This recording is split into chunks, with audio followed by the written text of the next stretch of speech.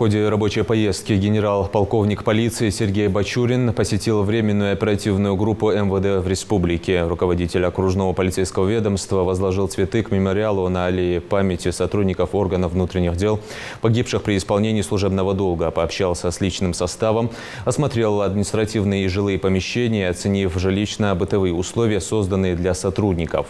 В продолжении рабочего визита руководитель главка посетил мобильный отряд МВД России в Ингушетии, где проверил условия организации несения службы, проживания и питания личного состава отряда. Отдельное внимание уделил вопросу организации занятий физической культурой и спортом.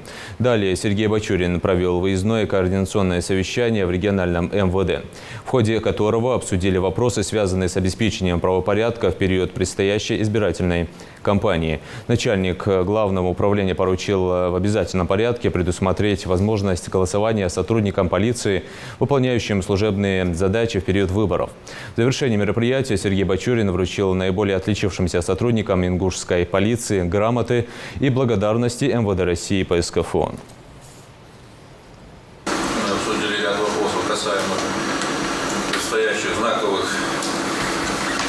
политических событий. Это выборы депутатов Государственной Думы, местного самоуправления, и в том числе в ряде субъектов будут избираться руководители, главы, губернаторы субъектов.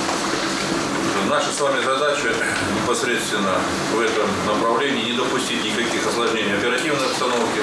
Мы не должны поддаваться ни на провокации, ни занимать чью-то позицию. Наша позиция – сторона закона.